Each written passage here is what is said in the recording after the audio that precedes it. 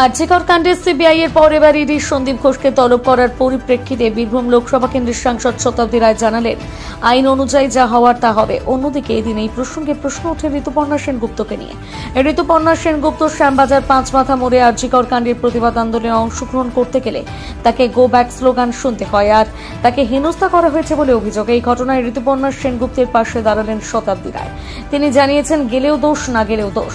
একজন শিল্পী গেলেও তাকে এইভাবে হেনস্থা করা হচ্ছে, আর না গেলেও তাকে দোষারোপ করা হচ্ছে।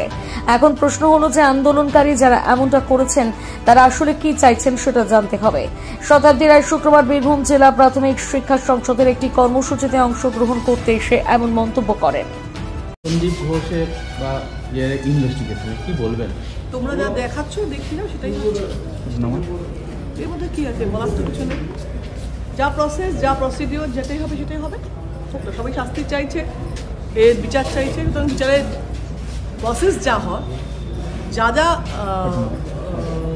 মধ্যে দিয়ে যেতে হবে যাবে।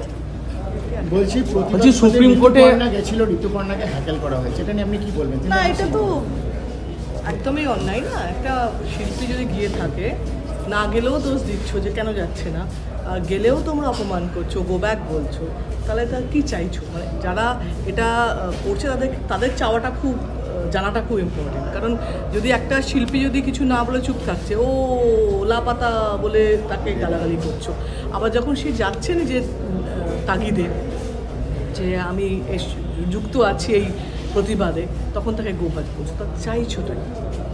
প্রতিবাদের নামে কি অন্য কিছু ঢুকে আছে ভেতরে? রাজনীতি তো ঢুকে আছে, কিন্তু এই লোকগুলো যারা বিচার চাইছে তাদেরকে সবাইয়ের কাছে একটাই কথা, যে বিচার চাই আমরা। কাউকে হ্যাকেল করে, কাউকে ছোট করে, কাউকে ভুল করছে, কে দোষ করছে, কে অ্যাক্টিং করছে, সেগুলো না ধরে আমরা বিচারের সঙ্গে থাকি। যে আইন মনে হয় যে আইন মানে এই বিল শেষ পর্যন্ত আইনে রূপান্তরিত হবে, সেই আশাতেই তো বিল পাস করা। বলছি সুপ্রিম কোর্ট এই ঘোষের আর্জি শুনতেই চাইনি, কি বলবেন? ঠিক আছে।